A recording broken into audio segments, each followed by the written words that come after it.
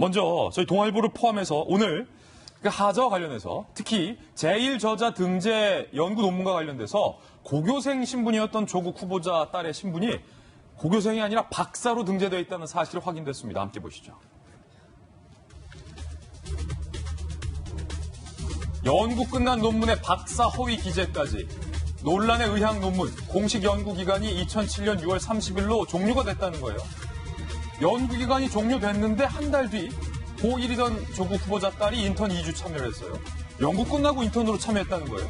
2008년 12월 연구가 끝나고 1년 5개월 후에 제1저자로 등재됐다라는 시점이 확인된 거예요. 그런데 이 황당한 시점보다 더 황당한 건 자 보세요. 당국대 연구과제관리 시스템이라는 곳이 있는데 거기에는 이 논문과 연구에 참여한 사람들의 정보를 등재를 해야 돼요. 그런데 이름, 조국 후보자의 딸, 그런데 신분과 관련해서 학위에 박사로 돼 있다는 거예요. 고교생을 박사로 등재했다는 겁니다. 당국대 의과학연구소라고 돼 있다는 사실입니다. 조국 후보자가 지금 출근을 했어요. 왜 점점 빨리 하죠? 일단 해명 듣고 다시 얘기 들어볼게요. 잘 알고 있습니다. 주변을 꼼꼼히 돌아보지 않고 직진만 해오다가 이번 기회에 전체 인생을 돌이켜볼 수밖에 없었습니다. 저와 저희 가족들이 사회로 받은 혜택이 컸던 만큼 가족 모두가 더 조심스럽게 처신했어야 했다고 생각합니다. 저는 집안의 가장으로 아이의 아버지로 더 세심히 살폈어야 했다고 생각합니다. 당시 제도가 그랬다, 법적으로 문제가 없다 라고 말하며 내몰라라 하지 않을 것입니다. 국민 여러분의 따가운 질책을 달게 받겠습니다. 더 많이 회초리를 들어주십시오. 향후 더욱 겸허한 마음과 낮은 자세로 임하겠습니다. 모든 것은 청문회에서 소상히 밝히겠습니다. 감사합니다.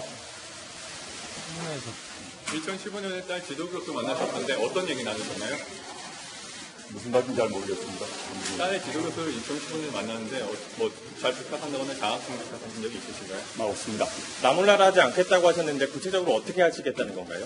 모든 것은 청문회 다 밝히고 진실을 밝히겠다는 그런 취지입니다. 그리고 전체적으로 이런 일이 벌어진 저와 제 가족 관련 여러 사안에 대해서 제가 외면하지 않고 성찰하겠다는 그런 말씀입니다. 사퇴 여론이 일고 있는 사실은 알고 계신가요? 어떻게 생각하시나요? 네, 알고 있습니다. 그 점 충분히 알고 있고요. 그에 대해서도 제가 성찰하면서 계속 앞으로 삶에 임하도록 하겠습니다. 이 부분에 대해서는 청와대랑은 어떻게 의견을 나누셨나요? 나누지 않고 있습니다. 검찰 개혁 관련해가지고 언제 발표할 예정인가요? 검찰 개혁 문제는 두 번째 정책 발표인데 조만간 발표 예정입니다. 곧 발표 예정이니까. 어제는 가짜뉴스라더니 오늘은 국민들의 회초리를 따끔하게 받겠다라고 말했던 조국 후보자. 하지만 불거지는 의혹에 대한 해명도 오늘은 하지 않았습니다. 청문회를 열어달라, 청문회에서 입장을 밝히겠다라는 말을 오늘도 했습니다. 조국 후보자의 딸이 박사 신분으로 등록이 되어 있다는 사실 얘기해드리고 있었습니다. 다시 한번 보시죠. 고교 2학년 당시에 어떻게 박사 신분으로 되어 있다는 거 넘겨주세요. 다음. 자, 바로 이 부분인데 김희정 장관님. 네. 지금 보시면 조국 후보자 딸이 고교 2학년이었어요. 네. 연구 끝나고 1년 5개월에 제1저자로 등재가 됐는데 신분이 박사예요. 네. 이게 가능합니까? 불가능하죠. 좀 전에 조국 후보가 얘기한 요지가 크게 두 가지였습니다. 마치 적법한 것처럼 얘기를 해요. 당시에 제도가 그랬다라는 언급을 합니다. 그리고 두 번째는 이제 청문회에서 하겠다라고 그러는데 그러면 당시 제도에서 고등학교 학생을 박사 학위로 기재를 하고 연구가 완전히 끝나고 한 달 지난 다음에 인턴으로 간 사람이 제1저자로 기록이 되고 또 소속이 고등학생인데도 의과학연구소로 표기가 되는 게 제도상 맞다라는 얘기입니까? 그런 제도는 없었습니다. 누구도 그런 적도 없었고 정말 떳떳하다면 소속도 외고고 학위도 당시 이제 고등학생 더군다나 학년도 숨겼어요. 고등학교 1학년이 했다고 하면 더 의심 살까봐 고등학교 1학년 때 참여해놓고 실제로는 고등학교 2학년 때 참여한 것처럼 합니다. 그리고 실제 기간도 연구기간 쪽에는 참여하지 않고 학교에 보고하고 연구재단에 돈을 탔거든요. 거기에 적시된 연구기간이 종료되고 한 달이나 뒤에 인턴으로 갔습니다. 이렇게 크게 세 가지 문제가 있는데 이걸 마치 제도적으로 그랬다라는 식으로 넘어가는 거는 이런 식으로 거짓말시키는 게 이 학자들의 윤리입니까? 제도도 그렇지 않았습니다. 그리고 또 하나는 직급 표기도 있어요. 소속이 또 문제가 됐지만 직급도 분명히 학생 인턴으로 표기를 해야 됩니다. 박사. 네. 그리고 학위도 마찬가지로 옛날에는 그냥 대학교 졸업이냐 대학원이냐 이렇게 얘기를 했지만 요즘은 대학원 안에서도 단계가 여러 단계가 있다 보니 박사 과정 중이냐 저 표기할 때 또는 박사를 수료했느냐 또는 박사 학위를 가지고 있느냐까지 나눠서 기재하도록 되어 있는 게 이 학회의 통상적인 그 시스템입니다. 그런데 고등학생을 박사로 쓰고 소속도 거짓말로 하고 날짜도 엉터리로 하고 했습니다. 그런데 더 놀라운 거는 본인이 민정수석 재직 당시에 이 학생들이 엉터리로 논문 기재하면서 숟가락 얹은 사실이 있는지를 민정수석실이 한번 조사를 한 적이 있었어요. 예. 그러니까 셀프 검증. 예. 아마 제 생각에 자기 딸을 저렇게 엉터리로 기재가 되어 있으니까 자기 팀들이 이거를 가져오는지 안 가져오는지 보려고 조사를 하지 않았나라는 그런 의심까지 들고 있습니다. 예. 그래서 그때 걸리지 않았어요. 왜냐하면 고교생 신분이 아니었으니까. 맞습니다. 그러니까 시스템상 이렇게 하면 우리 딸이 걸리지 않는다라는 거를 본인 민정수석실의 부하 직원들에게 마치 일을 하는 것처럼 하면서 자체 검증까지 해보지 않았나라는 의심인 그런 거죠. 의심까지 든다라는 거죠. 이건 의심인데 네. 오늘 저희 동아일보가 박사 신분으로 등재했다라는 취재까지 나왔어요. 전문가들은 이거 그냥 논문 선물로 갖다 준 거다. 이렇게 얘기했습니다. 굉장히 적나라하게 얘기했습니다. 전문가들의 이야기 들어보시죠. 도왔다고 일저자를 그냥 주는 건 아니거든요. 논문을 선물한 경우인데 이런 식으로 거래하는 대상이 절대 될 수가 없는 거죠.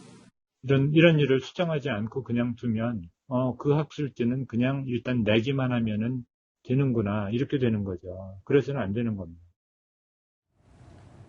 제1저자 논문을 지도교수했던 분, 그러니까 이 지도교수님의 아드님과 조국 후보자의 따님이 같은 고교 동문인 거죠.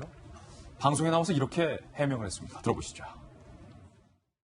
고등학생이 무슨 충분이라고 얘기는 못하죠. 예. 적절하다고 생각하지는 않았어요. 그 당시에. 걔가 대학 가는데, 미국 대학 가는데 도움이 될 거라고 생각을 해서 네. 일저자로 하고 예. 이제 그렇게 된 거죠. 외국 대학 간다고 해서 그렇게 해줬는데 나중에 보니까 무슨 뭐 고대. 예. 그래서 내가 사실 상당히 좀 실망했어요. 아니 그럼 그, 거기 예. 갈 거면은 뭐 여기 와서 뭐하러. 난리를 쳤나 뭐 그런 생각. 근데 오히려, 또 엉뚱하게 무슨 뭐 의학 전문대학. 지금 이 제1저자를 올려준 지도교수도 이제서야 하는 얘기가 아니 뭐 외국 대학 갈 줄 알고 그랬는데 국내 고대 갈 거면서 뭐 이런 난리를 쳤냐 실망이다. 그러고 나서 또 무슨 의학 전문대 갔다. 본인도 지금 이해가 안 되는 거예요. 그죠. 그러니까 해줬던 그분 입장에서도 이렇게 이해가 안 되니 저희 입장은 어떻겠습니까? 난리를 쳤다 이렇게 네, 해놨어요. 난리를. 제가 박사거든요. 박사시죠. 네, 박사. 박사하기 위해서 10년 걸렸어요. 예. 네, 대학 박사 10년. 석사, 박사까지 하면은 10년 걸리죠. 돈도 많이 들어요. 고교 2학년 때 이미 박사 된 거잖아요. 근데 저분은 정말 능력자예요. 그때 천재라고 했는데 천재 이상인 것 같아요.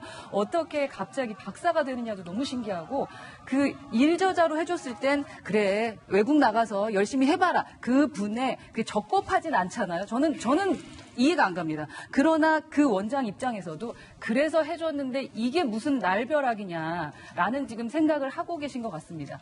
근데 저는 네. 말씀해요.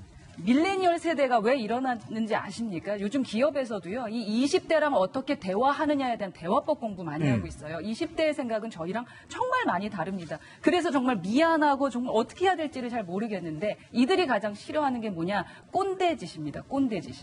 그러니까 그 꼰대짓이라는 것은 합당하지 않고 자기 멋대로 자기 편리한 대로 생각하면서 원칙에 입각하지 않을 때를 말한 겁니다. 그러니까 뭐 우리가 남북이 합쳐서 무슨 그 경기를 한다고 했을 때도 그러한 얘기가 나왔었잖아요. 정말 이렇게 난리를 친다라는 단어가 나올 정도로 말도 안 되는 이런 꼰대짓을 했기 때문에 지금 저희 일반적인 사람들은 이해를 못하는 상황이 아닌가라는 생각이 듭니다. 정말 실망스럽네요.